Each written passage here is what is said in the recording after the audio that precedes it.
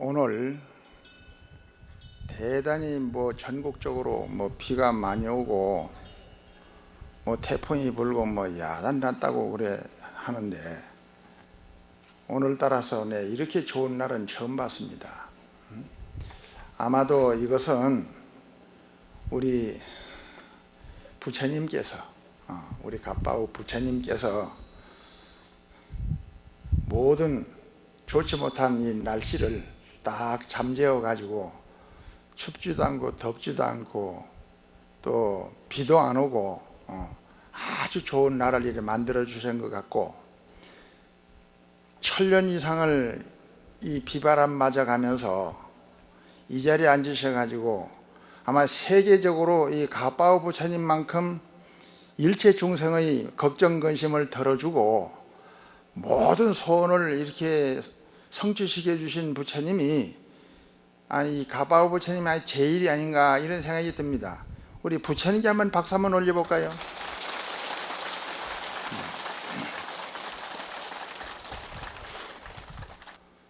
그리고 제가 이제 금년 12월 23일부터 묵원을 들어가는데, 이 가빠우 법문도 이번 하고 나면은 이제 이게 마지막이 거의 될 거 아니에요. 묵원하니까 하루에 24시간 중에 1시간만 내가 말을 합니다. 1시간만. 그래서 마지막 법회로 생각을 하는데, 그래도 항상 아쉬워서 한번 이 부처님 앞에 한번 와서 인사를 드렸으면 했는데, 우리 주지 스님께서 부처님하고 영적으로 서로 합의가 돼 가지고 나를 오늘 이렇게 오게 만드는 것 같습니다. 너무너무 반갑습니다, 여러분들.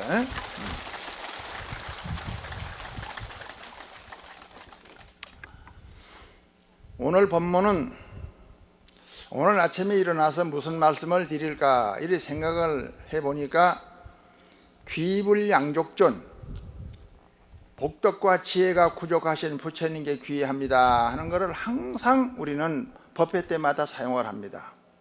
불교는 이 수레의 두 바퀴와 같아서 그 바퀴가 하나는 복덕이고 하나는 지혜입니다. 그래서 지혜와 자비와 이 복덕이, 이것이 부처님이 가지고 계신 보름달처럼, 복덕이 부족한 자는 중생이고 복덕이 보름달처럼 반듯해서 조금 더 모자람이 없는 분은 부처님이다. 때문에 우리 중생들도 부처님처럼 되기 위해서 도를 닦고 수행을 하고 다 이렇게 기도도 하고 하는 것이 아니겠습니까? 그래서 우리는 복을 잘 지으면은 제일 첫째, 인물이 출중하고 복덕이 부족하게 되면은 모든 일들이 잘 풀립니다.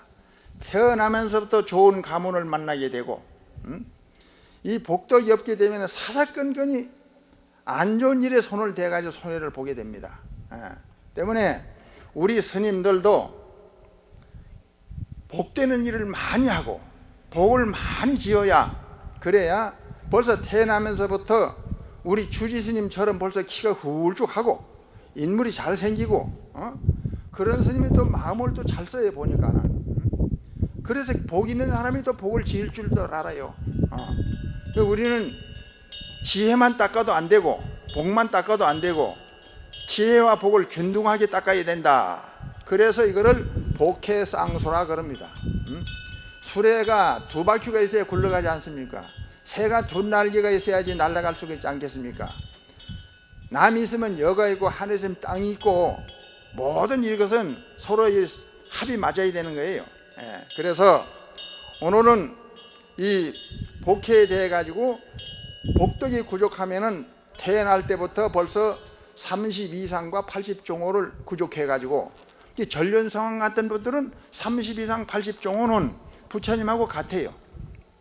그런데 지혜가 모자라기 때문에 전륜성왕은 왕은 되지만은 부처님은 안 되는 겁니다. 부처님은 32상 80종호가 부족한 데다가 이 자기의 본래 면목 자성을 알고 깨쳤기 때문에 그건 지혜가 출중해서 복덕 구족해서 부처님이 되셨다. 그래서 우리는 오늘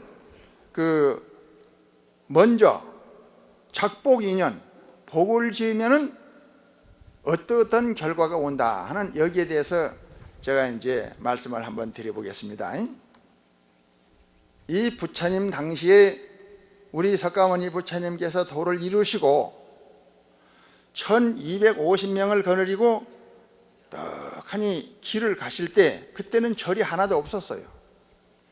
그때 부처님께서 제일 처음으로 절이 하나도 없는 그때 그 시절 지나가다가 보니 너무너무나 정말 천하의 명당 좋은 동산을 보시고 야, 참 산 좋다. 이런데 절을 지었으면 얼마나 좋을꼬. 그때 그 말이 떨어지자마자 그 따라가던 부자가 그 부자 이름이 뭐냐면은 급고독 장자라고 하는 사람인데 고독한 사람을 도와주는 사람이다. 그 사람은 별명이 급고독 장자예요. 고독한 사람은 시집 못 가는 사람 시집 보내주죠. 장가 못 가는 장가 보내주죠. 아픈 사람 병 치료해주죠. 없는 사람 전부 다 가다 모든 것을 전부 다 어려운 사람, 괴로운 사람, 부족한 사람만 전부 다 찾아오너라. 전국에서 그 급고독 장자한테 가서 모두 돈을 타서 쓰고 다 이렇게 사는 거예요. 어마어마한 부자예요. 그 급고독 장자가 부처님 뒤를 따라가다가 이 산에 마음에 든다 하니까 그 말이 떨어지자마자 부처님 정말 이 땅이 마음에 드십니까? 마음에 든다. 그러면 제가 이 땅을 사서 절을 지어드리겠습니다. 절이 하나도 없는 처음에. 그러니까 땅값이 만만치 않을 텐데 그래도 아무리 돈이 많아도 제가 책임을 지겠습니다. 그래서요. 그래서 그러면 좋다. 그럼 한번 절을 지어봐라. 아이고 땅 임자를 알아보니까 그 땅 임자가 보통 땅이 아니라 기타 태자라고 하는 태자의 땅이에요. 태자가 무슨 땅을 팔아달라고 그러니까는 나는 돈도 필요 없고 나도 그 땅이 마음에 들어서 내가 왕이 되고 나면 거기에다가 영빈관도 주고 귀빈실도 주고 뭣도 주고 춘추관도 주고 해가지고 내가 쓰려고 산 땅이기 때문에 그 땅을 못 팔아준다. 그러니까 그 이튿날 또 찾아갔습니다. 팔아주세요. 못 팔아준다. 팔아주세요. 못 팔아준다. 자, 내가 이제 한번 합니다. 팔아주세요 하면 못 팔아준다 하세요. 팔아주세요. 제발 좀 팔아주세요. 팔아주세요.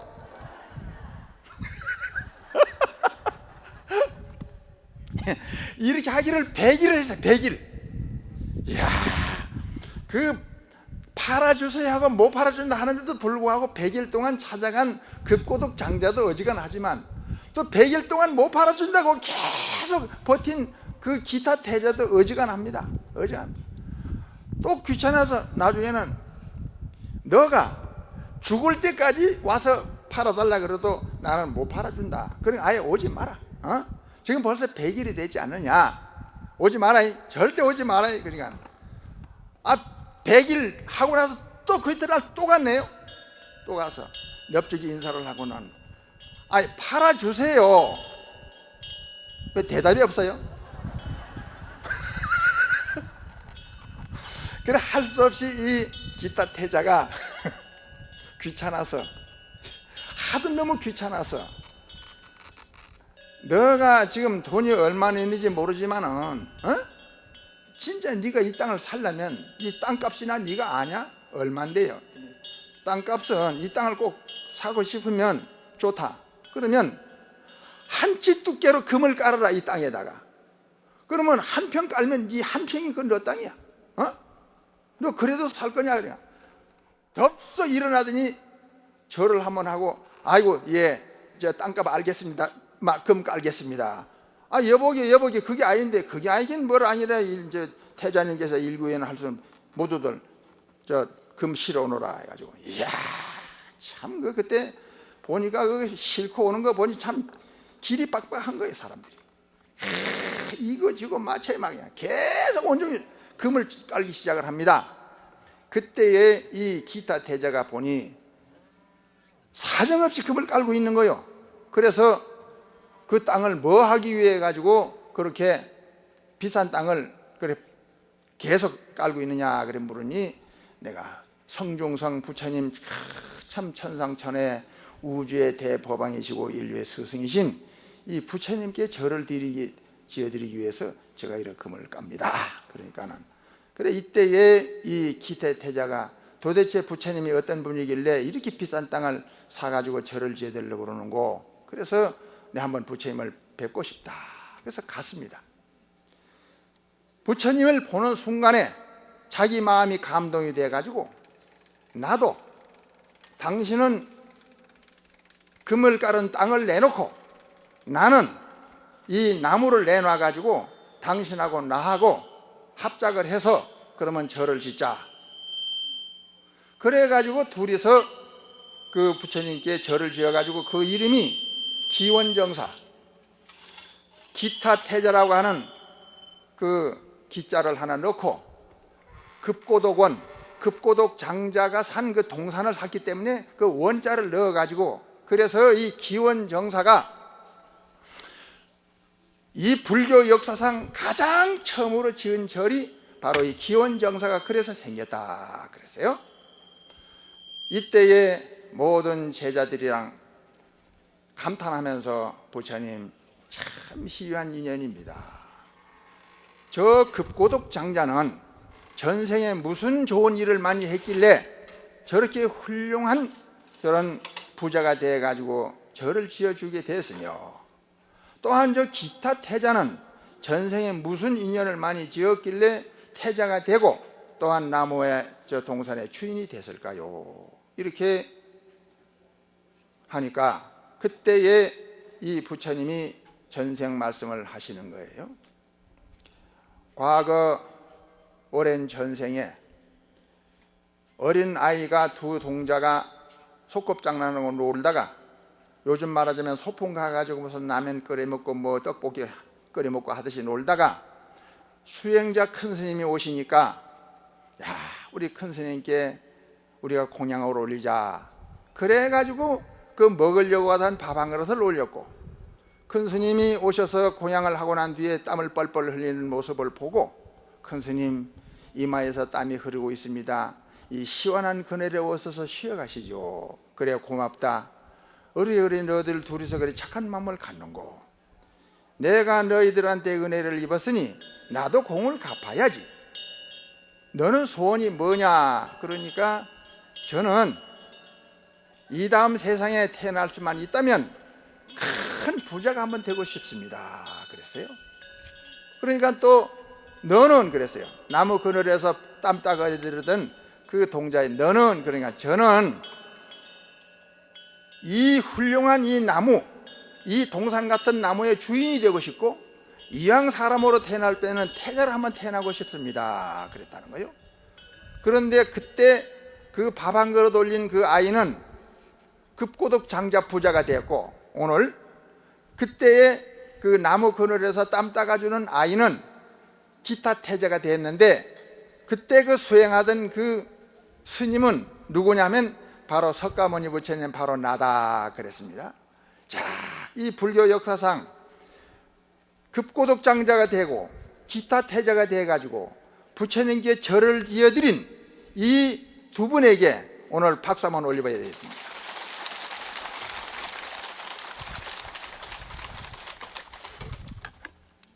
우리는 한날이 꽃이 떨어지면 꽃을 볼 수 있고, 잡초가 떨어지면 잡초만 우리는 볼 수 있는 것 마찬가지로, 우리가 하는 말과 우리가 하는 행동과 우리가 하는 모든 마음이 하나하나가 씨가 되어 가지고 이렇게 엄청난 상상을 초월하는 이러한 공덕을 우리는 이룰 수가 있다. 마지막으로 이 공덕에 대해서 또 한 가지 제가 말씀을 드리겠습니다. 부처님 당시에 빈바사라 왕이 부처님께 공양을 올리겠다고 초청을 하니까 오늘은 약속이 있어서 내가 그 공양을 받을 수가 없다 그랬어요. 제가 이 나라의 임금인데 누구 공양을 받으시려고 임금 공양을 거부하십니까? 그러니 선약이 있기 때문에 어쩔 수가 없다. 그러면 저도 좀 참석을 같이 해도 되겠습니까? 된다. 근데 부처님 공양 시간이 되는데도 아무런 공양 차리는 사람도 없어요. 준비하는 사람도 없어요. 지금 공양 시간이 거의 다 됐는데 이게 어찌 된 일입니까? 그러니까 그 얘기가 떨어지자마자 어디서 미묘한 음성이 들리는데 이 세상에 들어보지 못한 묘한 음성이 들리는데 심금을 울리는 거예요. 그러자 하늘에서 팔선녀가 내려오는데 제일 앞에 그 내려오는 사람이 손만 한번 이렇게 벌리면 그 손끝에서 누각이 하나 생겨요. 집이 생겨요.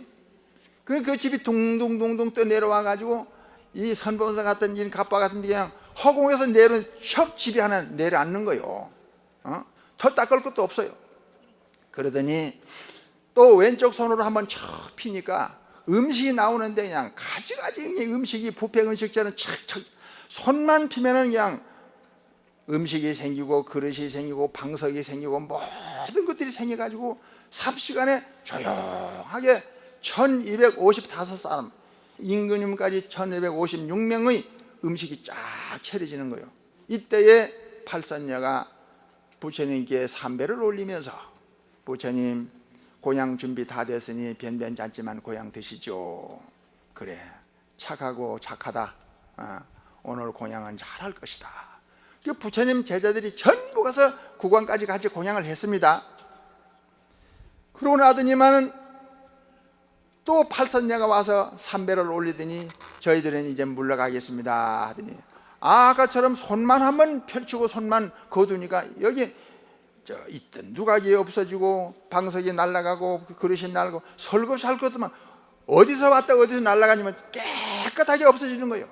그러면서 언제든지 부처님이 생각나실 때는 연락만 주시면 제가 또 오겠습니다 그러고 사라졌어요.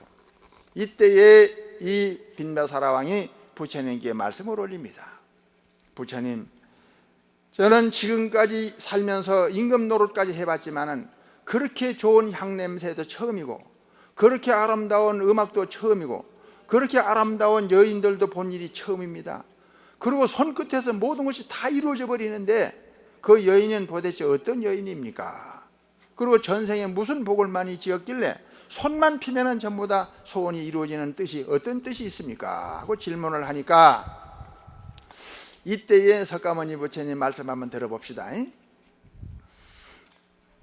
과거 전생에 나이 많은 비구가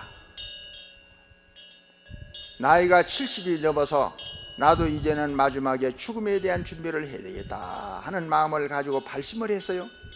그래서 오늘처럼 많이 모인 이 신도님 중에 혹시나 나에게 토구를 하나 지어서 마지막 수행을 할 수 있는 터전을 한번 마련해 줄 만한 사람이 있습니까? 하니까 저 끝에 앉았던 나이 많은 할머니가 손을 척 들어서 제가 한번 지어드리겠습니다. 그래 보살님이 그러면 집질 만한 장소도 있고 그만한 능력이 됩니까? 예, 고급으로 잘 지어드릴 수는 없어도 제가 조그마한 산이 하나 있고 나무가 있고 거기에 진흙이 있어서 그 진흙으로 흙벽을 차고 그리고 구두를 놓고 그 나무를 베어서 집을 지어서 비가 안 새면 될 거 아닙니까? 비만 안 새면 된다고.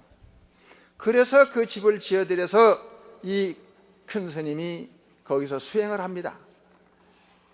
이 신도님은 하루 한 번만 자시는 스님이기 때문에 낮에 밥 갖다 드리고 저녁에 내려올 때 군불 때 드리고 내려오고 그러는데 한 달도 못 돼가지고 세상에 그 집이 불이 났어요.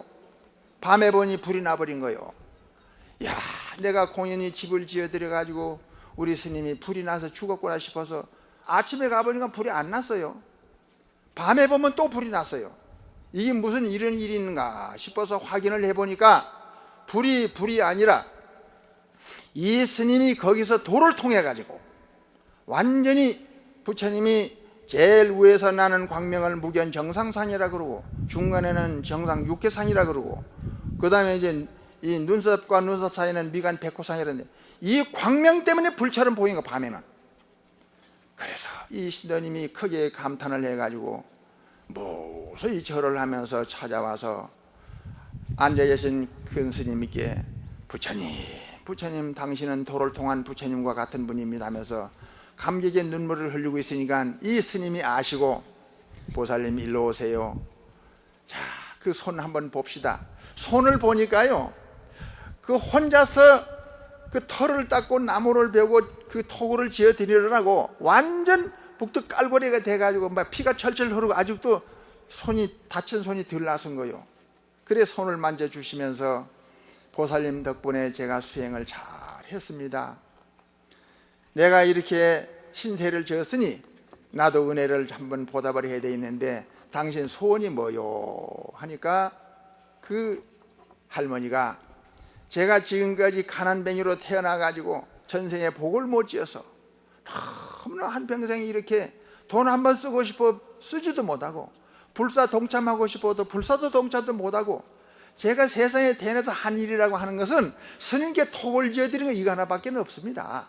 그러니 이 다음 세상에 제가 태어날 수만 있다면 나는 인간 세상 싫어요. 만일에 다시 태어날 수만 있다면 마저 하늘나라에 한번 태어나가지고 원도 한도 없이 한번 돈을 한번 써보고 마음대로 물건을 써보면 좋겠습니다. 이런 말씀을 드리니까 그 수행자가 그렇다면 내가 도를 닦으면서 항상 보살님을 생각하면서 하늘에 태어나기를 내가 한번 축원해 줄 것이오. 그리고 오늘 보살님께 내가 하늘에 태어나서 그 불명을 하나 지어줄 테니까 그 불명을 받으시오 하면서 불명을 써주는데 뭐라 써주느냐, 묘할 묘자 손수자 묘수, 묘수라고 하는 불명을 지어줬습니다. 그랬는데 부처님 말씀입니다. 그때 그 할머니가 바로 선녀로 태어나가지고 8선녀 중에 제일 앞에 내려와서 손만 피면은 모든 것이 이루어지는 바로 그 보살님이 바로 묘수 천녀다 그랬습니다. 그러면 그때의 그 수행하던 스님은 누구냐? 바로 석가모니 부처님이다 그랬습니다. 여러분들께서도 이 선본사 갑바오 부처님께 잘 공을 들이시고 서로 좋은 인연을 맺은 공덕으로 말미암아 묘수 천녀보다도 더 훌륭한 복을 받으시기를 마음으로 축원을 합니다. 여러분들.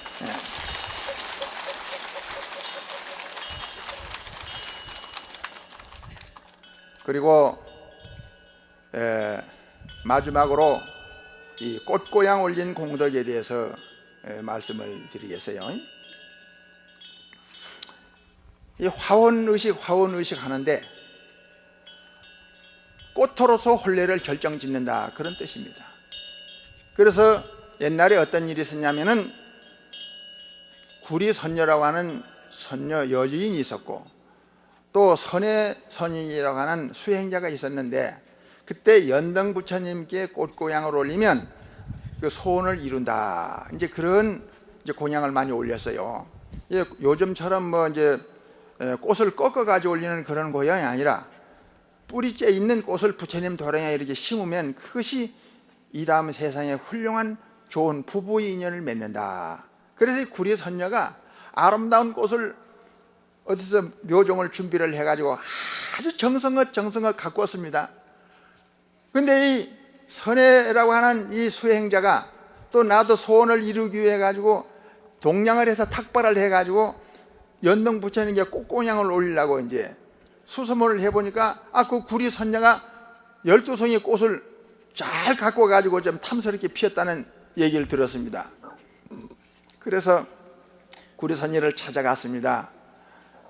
자, 이 꽃을 좀 팔아주세요. 꽃 없습니다. 아까 기타 태자 똑같아요. 팔아주세요. 없습니다. 한번 합시다. 팔아주세요. 아침부터 점심 때까지 팔아주세요. 없습니다 하는 거예요. 그래서 할 수 없이 없다고 하니까 나오다가 어디 좀 화장실 같은 데 가는데 중간에 어떻게 희한하게 그 골목으로 들어가다 보니 꽃이 확 핀 것이 본 거예요. 저건 꽃이 누구 꽃이었더니 난 몰라요. 그럼 내가 파가지고 가도 되겠습니까? 이거 안 돼요, 안 돼요. 그건 내 겁니다. 아까 없다며. 그때는 안 팔기 위해서 내가 없다 그런 건데 저건 절대로 못 팝니다. 왜 못 파느냐? 저거는 내 소원을 빌기 위해서 연등 부처님께 올리기 위해서 1년 동안 공을 들인 꽃이 절대 팔 수가 없습니다. 그러니까 그러면 그 소원이 뭐냐 그래 물으니 이 다음 세상에 아주 훌륭하게 잘생긴 남편을 얻기 위해서 내가 이 꽃을 연등 부처님께 올린다 이거예요. 그러면 나도 이 다음 세상에 아주 잘생긴 그 여인 규숙감을 내가 부인을 얻기 위한 것이 내 소원이니까 우리 그러지 말고 그 12송이 중에 나누어 가지고 같이 올리면 어떻게 하느냐 이래 물었어요. 물으니까는 얼굴 빤히 쳐다보더니만은 뭐 별로 싫지 않았던지 그러면 둘이서 올리는 걸로 하되 나하고 그러면 이 다음에 부부가 되는 약속을 그러면 한다면 그러면 나도 한번 해보겠다 이거 그러니까 둘이서 약속을 했습니다. 하는데 뭐라 했냐면은 이 다음 세상에 우리가 두 부부는 되기는 되는데 약속은 했으니까 되는데 부처님께 올릴 때 분명하게 내가 도를 통하기 위해 가지고 출가할 때는 서로 막지 않는 거 그거 하나만큼은 약속합시다. 이제 조건부 약속입니다. 그러니까 뭐 당신을 두고 바람을 핀다든가 뭐 무슨 뭐 다른 여자를 이거 없고 도를 통하기 위해서 출가하는데 그것만큼은 우리 봐주기로 합시다. 그럼 그래 하자고. 그래 부처님이 고향을 올렸어요. 올리니까 연등 부처님께서 말씀하셨습니다. 그대는 이 다음에 세상에 태어날 때는 왕자로 태어날 것이요 또 구리선녀는 이 다음에 또한 야소다라 공주라고 하는 그런 이름으로 태어나서 두 부부가 될 것이다. 그래서 그 꽃고향 올린 인연 공덕으로 그 정관왕이 태자는 10달 태제가 돼서 오늘날 부처님이요 그때 구리선녀는 그 둘이가 꽃을 나눴는데 선인은 7송이를 꽃을 올렸고 구리선녀는 5송이를 올리기 때문에 5경화 7경화라 그래서 화원의식이라고 하는 그 의식이 본래 이 연등 부처님 시절에 그 의식이 돼서 화원의식이 오늘날까지 퍼지고 있는데 제가 평생을 이 구리선녀와 이 선해선인 같은 이러한 인연을 한번 만나서 금생에는 내가 장가를 못 갔지만 내 생에 내가 아주 좋은 꽃을 잘 갖고 와서 나도 내 생에는 극락에 가더라도 30 이상 80종호를 구족한 그런 좋은 미남으로 한번 태어나고 싶었어. 그래서 제가 이 제주도에다가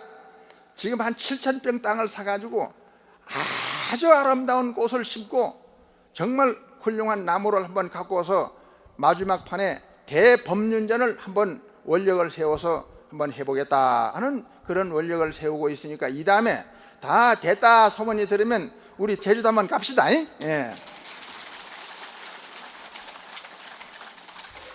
그러면 오늘 마무리 법문은 지금까지는 복 짓는 데에 대해서 법문을 했지만은 불교는 처음에 서두에 말씀드리기를 불교는 복 짓는 것이 전부가 아니고 하나는 복덕이고 하나는 지혜다. 생사를 해탈하는 데 불교가 있는 것이다. 합장들을 하시고 한마디 한마디 따라해 봅시다. 불교는 마음을 찾는 종교요 마음을 보는 종교요 마음을 아는 종교요 마음을 깨닫는 종교요 마음을 잘 사용하도록 가르치는 종교다.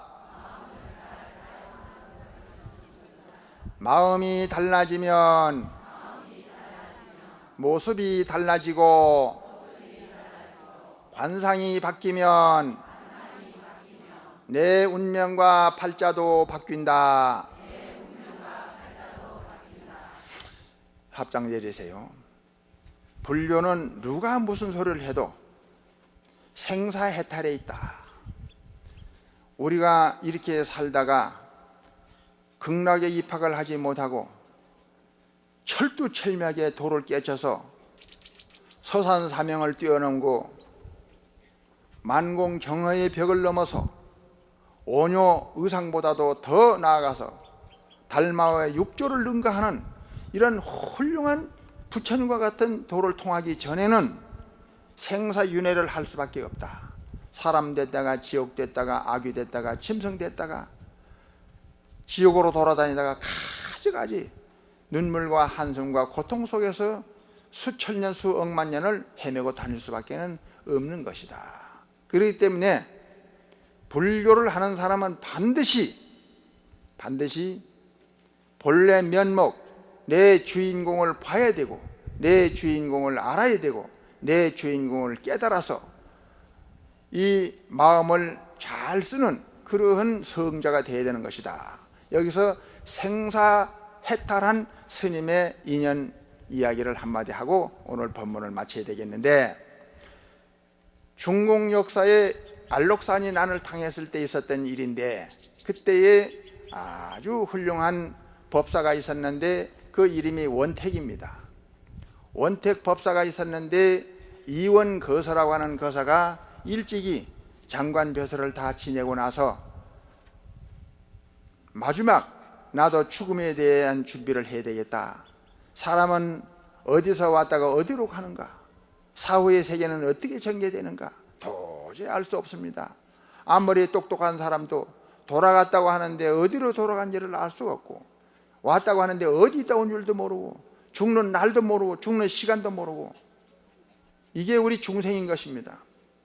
아무리 벼슬이 높고 많이 배우고 많이 알고 권력이 있어도 모르는 데는 어떡할 겁니까? 그래서 이 이원 거사가 원택 법사 밑에 가서 이제 때로는 글도 짓고 때로는 스님께 앉아가지고 참 좌담도 하시면서 법문도 듣고 잘 사이좋게 지내는데, 이때에 이 이원 거사가 큰 스님, 왜 이렇게 봄이 돼서 꽃 피고 새 울고 이렇게 물이 좋은데 저 아미산 동경으로 해서 비파오로 해서 한바탕 여행을 한번 하십시다. 그러자. 그럼 어디로 먼저 가는? 저 동경호 비파오를 갑시다. 나 그거보다도 저 오대산으로 아미산으로 그 산을 먼저 가는 게 어떨까? 아닙니다. 비온 끝이 돼가지고 폭포를 보기 위해서는 동경호 비파오를 먼저 갑시다. 계속 그쪽 주장을 합니다. 할 수 없다. 내가 그대의 말을 따를 수밖에. 그 동경호 비파오를 보는데 웬 여자가 빨래를 빨다 말고 아이고 배야, 아이고 배야, 아이고 배야, 아이고 배야 하면서 막 반 죽어갑니다. 이때에 이 원택 법사가 내가 수미산과 아미산 그쪽으로 먼저 오대산으로 둘르자 하는 것은 내 저 여인 보게 되면 내 마음이 약해질 것 같아서 안 보려고 했는데, 내가 저 여인을 보는 순간에 천상 더 이상 저 여인을 고통 줄 수가 없다. 저 여인이 만삭이 됐는데 내가 저 여인 아들이 될 사람인데 3700에 못 들어가고 있으니까 저렇게 나를 보는 순간에 지금 막 저렇게 반 죽어가고 있으니 천상 할 수 없이 자네 혼자 아미산 저 오대산으로 해서 가라 말이야. 나는 여기서 자네 무릎 비고 신세 좀 져야 되겠다. 아마 죽어가네요 그 스님이. 이건 아닙니다, 이건 아닙니다 하는데, 도대체가 스님 이렇게 가면 나는 어떻게 할 겁니까? 그러니까 내가 정 보고 싶으면은 3일 후에 저 여인 빨래 하던 여인 가는 집에 한번 찾아가 보면은 내가 태어날 테니까 내가 너를 보고 싱글벙글 웃으면은 내가 원태기가 온 줄 알아라 그래요. 그러니까는 그렇지만 말도 못 통하는데 그럼 한 번 더 봐야죠. 그러면 안 됩니다 스님 하니까 정 그렇거들랑 13년 후에 8월 13일 가롱정만이라는 그 약수터에서 만나자 그러고 딱 죽어버린 거예요. 그냥 그대로. 어떡합니까? 할 수 없이 모래사장에다가 그 이원거사가 원택법사의 장례를 치르고 나서 3일 후에 또 가보니 줄을 쳐놨어요. 아기 낳았다고. 아기가 막 계속 울음소리가 막 요란합니다. 그래 문을 탕탕 두더니 누구요? 우리 스승님이 여기 태어난 모양인데 내가 한번 뵈야 되겠다고. 이 사람아, 무슨 저 스승님이 어느 집에 태어났단 말이니까. 내가 보는 순간에 이제 울음소리가 끝일 것이, 한번 끝이면은 우리 스승님이 맞고 안 끝이면은 아닐 거예요. 그러니까 한번 들어와 봐. 그러면 보는 순간에 그 갓난 아이가 아마 싱글벙글 웃는 거예요. 그냥. 그때에 이 나이 많은 80 노인이 갓난 아기를 보고 옷을, 이관을 착하니 바로 매가지고 설랑 덕하니 두 손을 모아서, 아유 큰 스님 이렇게 오셨습니까? 감개무량합니다. 이리 절을 하네. 넙죽 절을 하네. 그러니 그 아기가 한참 보고 있는 사이에 아무리 봐도 말씀 한마디 나누지 못하는 거. 큰 스님 말씀대로 앞으로 13년 후에 8월 13일 가롱정반에서 약수터에서 만나자는 약속대로 저는 그럼 알고 물러가겠습니다 하고 노인이 물러났네요. 세상에 이 8월 13일 13년이 어떻게 그리 기간이 먼지 기다다 결국에는 돌아왔습니다. 8월 13일 날 아침 새벽부터 가가지고 저녁 그때 기다린다. 그냥 어느 분이 원택법사 자기 스님인 줄을 알 수가 없잖아요. 이 사람 얼굴을 쳐다보고 뭘 봐? 이 사람 얼굴을 쳐다보고 그러는데 탁하니 석양판이 되니까 소를 거꾸로 타고 내려오는 동자가 보입니다. 탁 이랴 하면서 그 시를 읊어제킵니다. 그 동자가 소를 타고 설랑 읊는 그 시 한번 들어봅시다. 그 이원거사를 보더니만 서로 이제 보는 순간에 눈빛이 마주치니까 시가 나오는 거예요. 이 동자가 삼생석상의 구정혼이요, 삼생째 돌파거니 위에 앉아서 시를 읊고 같이 수행하던 옛 정든 친구요, 상월음풍을 마교로 날아 달을 보면서 시를 읊고 주고 속삭이던 정을 더 이상 말하지 말자. 이 소리를 듣는 순간에 가슴이 찡하는 거예요. 삼생석상의 구정훈이요, 상월음풍을 마교론하여라.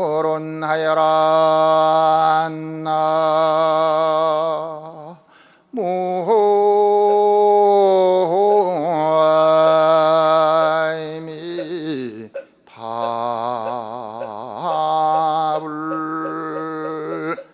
그러더니 그 동자가 하는 소리입니다. 이공은 가히 신야라. 그 이원이라고 하는 이공이죠. 그러니까 이공은 가히 믿을 만한 사람이다 이래놓고, 차시는 수의 상존이니라. 이 몸은 비록 그때 원택하고는 지금은 다르지만은 성상존이다. 그때 봤던 주인공이나 지금 같던 주인공이나 몸만 달라졌지 그때 원택은 지금의 원택이다 그랬어요. 이때에 그 이원거사가 내용을 아시고, 큰 스님 그동안 어떻게 지내셨습니까? 그러니까 신전 신후 사망망하니 무을 받아나기 전이나 받아난 뒤에나 이 오고 가는 게 참 내가 바빴어. 그 스님이 인연이 골고루 있었던가 봐요. 명이 짧기도 하고 있기도 하고. 사망망하니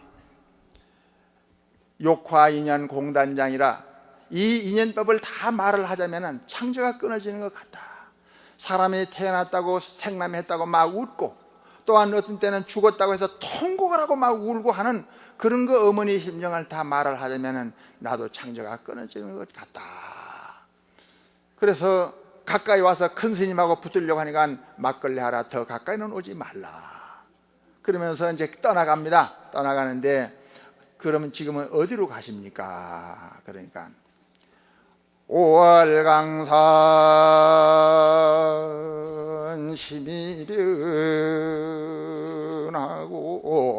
각회연도 상고당하노라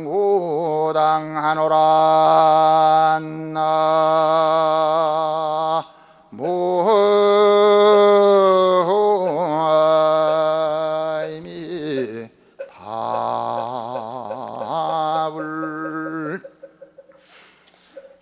자네 만나고로 했으니까 그 약속 지키기 위해서 여기 왔고, 오나라 월나라 다 이렇게 내가 골고루 구경하고, 나는 이 운전대를 쫙 돌려가지고 신선의 경조로 나는, 열반의 경조로 나는 간다. 떠나가고 난 뒤에 꿈인 듯 생신 듯 한편으로는 감격하기도 하고 한편으로는 너무 허무하기도 하고, 그런데 한 가지 남는 것이 있습니다. 삼생석상의 구종원이라, 삼생째 돌파곤이 앉아가지고 돌을 닦던 같은 친구요, 이 말씀이 딱 걸리는 거예요. 삼생째, 너하고 나하고는 삼생째 그 돌파곤이 앉아서 달을 보면서 시를 읊던 친구다 이 말이에요. 그래서 그때부터 이 나이 많은 이원 거사가 열심히 정진을 했는데, 결국에는 이 삼생을 다 찾아낸 겁니다. 한 번은 여기를 한번 열어봐라, 여기를 한번 땅을 파봐라, 그러니까 거기서 해골이 나왔어요. 이거 내가 전생, 이건 내 전생이야 이게. 또 여기 하면 이 바위돌 밑에 한번 파봐라, 거기서 뼈다구가 나왔어요. 그래서 정진하고 공부하고 수행하던 그 삼생을 다 찾아냈습니다. 여러분, 우리도 불교를 믿고 수행하는 우리 모든 신도님, 우리 스님들도 나는 전생이 무엇이며 이 다음 세상이 어떻게 될 것인가, 캄캄한 눈먼 모습으로 떠나지 말고 이 원택법사와 이원거사 모양으로 태어나기 전 소식을 알고 사후의 소식을 다 아는 훌륭한 대종사, 대도인이 되기를 마음으로 축원하는 바입니다. 여러분들,